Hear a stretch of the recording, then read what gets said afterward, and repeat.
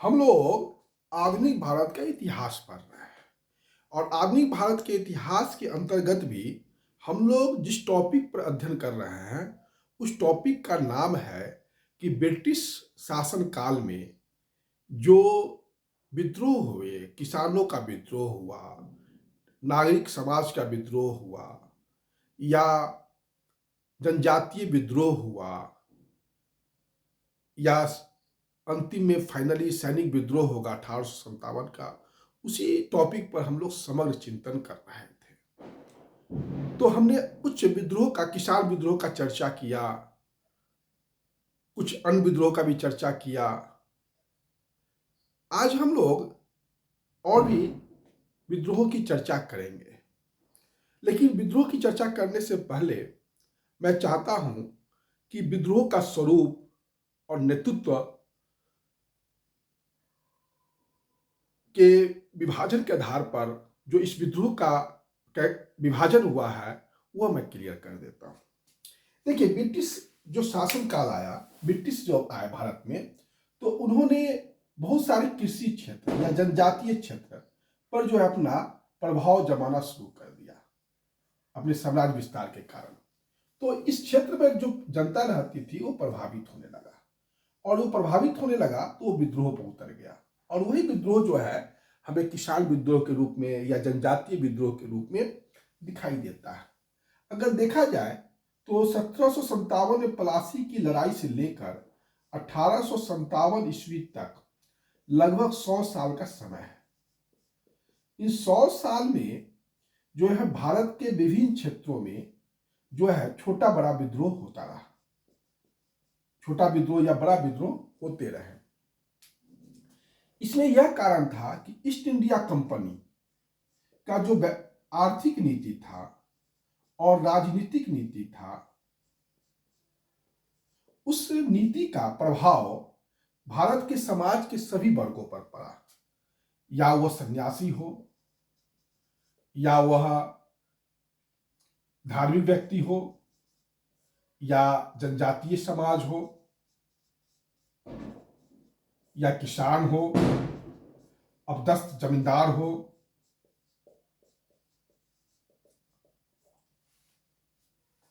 सैनिक हो। ये सभी जो है कहीं ना कहीं ब्रिटिश शासन की जो ईस्ट इंडिया कंपनी की जो आर्थिक और राजनीतिक नीतियां थी उससे यह प्रभावित हुआ। इस विद्रोह का नेतृत्व और स्वरूप अलग अलग था, नेतृत्व और स्वरूप अलग अलग था, लेकिन इसका जो विद्रोह का, सभी विद्रोह का कारण एक था कि प्रभावित जो वर्ग था उसमें व्याप्त असंतोष था, और भारतीय जनता के सभी वर्गों ने इसका प्रतिरोध किया, चाहे वह अपदस्थ जमींदार हो, सैनिक हो, कारीगर हो, किसान हो, जमींदार हो, जनजातीय हो, सभी ने विद्रोह किया। धार्मिक व्यक्ति ने विद्रोह किया, सभी व्यक्ति ने विद्रोह किया। और 19वीं शताब्दी के उत्तरार्ध और पूर्वी 20वीं शताब्दी के पूर्वार्ध में इसने भारत में ब्रिटिश साम्राज्य के विरोध में जो है साम्राज्यवाद विरोधी संघर्ष की मशाल को जलाए रखा। अगर इन विद्रोहों की चर्चा करते हैं जो 1757 से लेके 1857 ईस्वी तक हुआ, तो हमें 4 प्रकार के विद्रोह दिखाई पड़ते हैं। जो विद्रोह हुआ है वो 4 प्रकार का विद्रोह दिखाई पड़ता है 1757 से लेके 1857 तक। पहला विद्रोह नागरिक विद्रोह। नागरिक विद्रोह में सन्यासी विद्रोह, खासी विद्रोह, अहोम विद्रोह, विजयनगर का राजा का विद्रोह, ये सब जो है नागरिक विद्रोह में आता है। किसान विद्रोह में आइएगा तो नील विद्रोह, फराजी विद्रोह,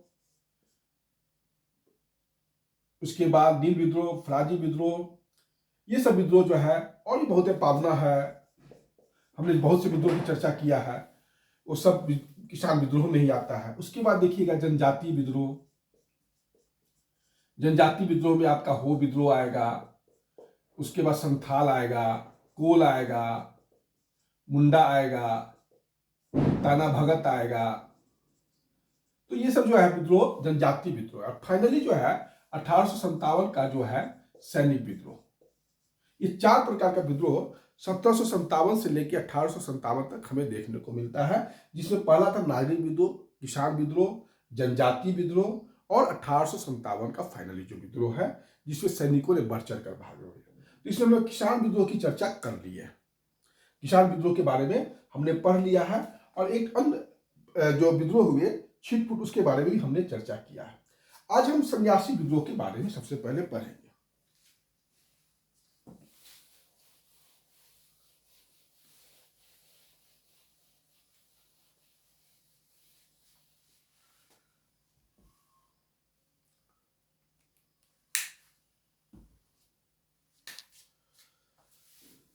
सबसे पहले सन्यासी विद्रोह।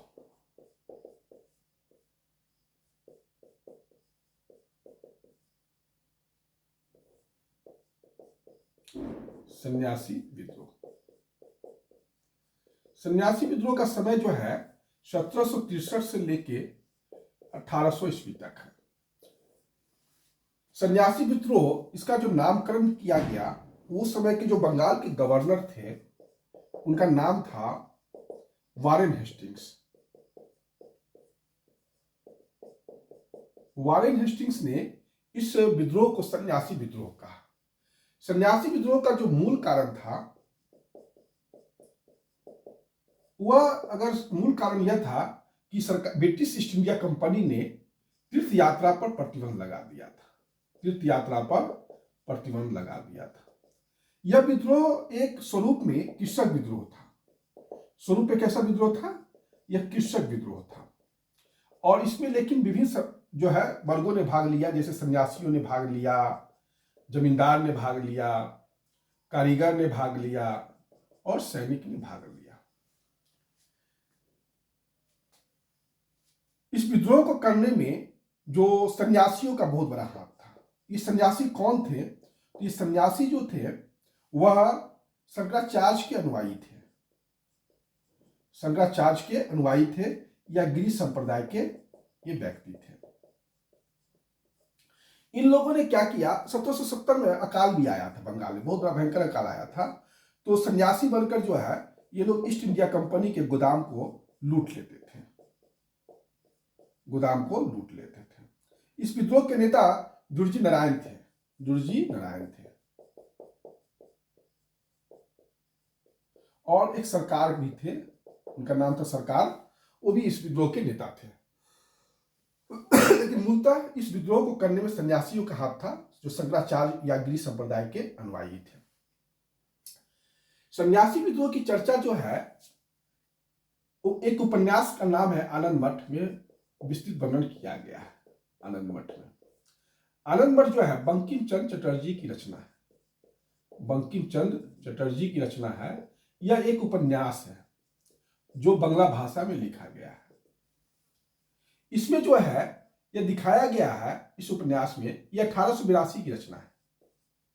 और इस उपन्यास में यह बताया गया है कि किस प्रकार से जो है सन्यासी लोग जो है मुस्लिम बंगाल के मुस्लिम शासकों का विरोध करते थे। लेकिन यह किताब जो है कहीं भी मुस्लिम विरोधी नहीं था। इस किताब में राष्ट्रीय भावना से यह ओतप्रोत था। यह राष्ट्रीय भावना से ओतप्रोत था। इसको जो है भारतीय स्वाधीनता संग्राम का आनंद मठ को जीवन बंध भी कहा जाता है। भारतीय स्वाधीनता संग्राम का जीवन बंध भी कहा जाता है आनंद मठ को। तो ये आनंद मठ के बारे में कुछ जो जानकारी है वह है। आनंद मठ में ही आप देखिएगा वंदे मातरम जो है वो भी है, आनंद मठ का ही एक हिस्सा है, लेकिन वो संस्कृत में है। आनंद मठ जो है बंगला भाषा में लिखा गया है, लेकिन जो वंदे मातरम है, जो हमारा राष्ट्रीय गीत है, वह जो है संस्कृत में लिखा हुआ है, जो आनंद मठ से ही लिया गया है। तो यह है आपको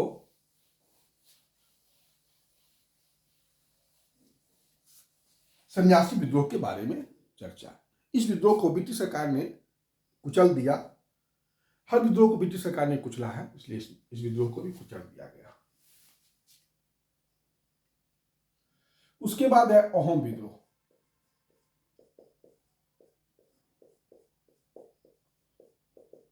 अहोम विद्रोह 1828 से लेके 1833 तक हुआ। 1828 से लेके 1833 तक हुआ।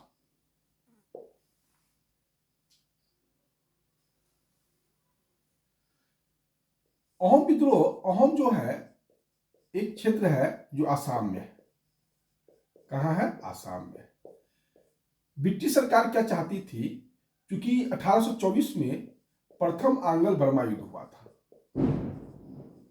प्रथम आंग्ल बर्मा युद्ध हुआ था, तो ब्रिटिश सरकार चाहती थी जो आसाम में जो अहोम क्षेत्र है उसके थ्रू जो है एक रास्ता बनाया जाए। बाद में जो है ब्रिटिश सरकार का बर्मा जाने के लिए रास्ता बनाना चाहता था, लेकिन बाद में ब्रिटिश सरकार का या कंपनी का अहोम क्षेत्र के प्रति दृष्टिकोण बदल गया और अहोम क्षेत्र को वो जीतने पर लग गया। तो 1828 में अहोम लोगों ने गोवर्धन कुंवर को अपना राजा बना दिया। गोवर्धन कुंवर को अपना राजा बना दिया, लेकिन ब्रिटिश सरकार ने इन्हें 7 साल का जेल दे दिया। फिर 1830 में अहोम लोगों ने रूपचंद कुनार को अपना राजा बनाया, लेकिन इसको भी ब्रिटिश सरकार ने 14 साल का जेल दे दिया। 1833 ईस्वी में ब्रिटिश सरकार ने क्या किया कि उत्तरी आसाम में पुरंदर सिंह को राजा बना दिया। महाराजा पुरंदर सिंह को राजा बना दिया, तो फिर जो है अहोम विद्रोह शांत हो गया। तो यही आपका अहोम विद्रोह। अहोम विद्रोह के नेता कौन थे? गोवर्धन कुंवर। आपसे पूछा जाएगा परीक्षा में।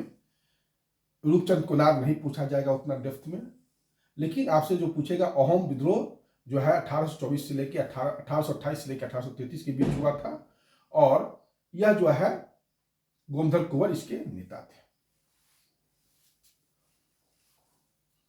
बाद में उत्तरी आसाम में महाराजा पुरंदर सिंह को नवाब राजा बना दिया गया, तो फिर जो है अहोम विद्रोह शांत हो गया।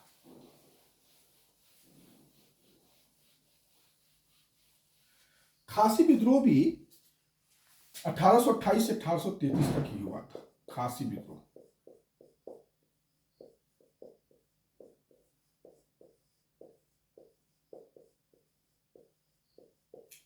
खासी विद्रोह मेघालय में हुआ था,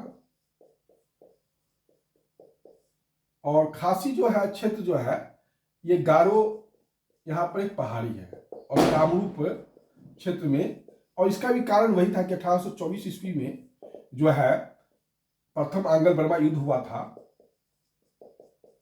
तो ब्रिटिश सरकार जो है बर्मा जाने के लिए एक रास्ता बनाना चाहती थी।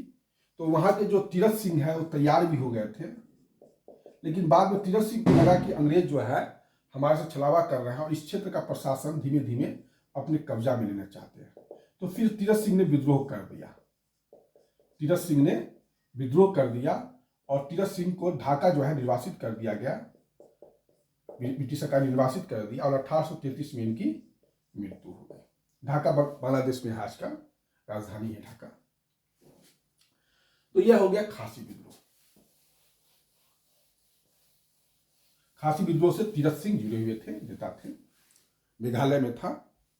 उसके बाद है विजयनगरम का राजा का विद्रोह। विजयनगरम के राजा का विद्रोह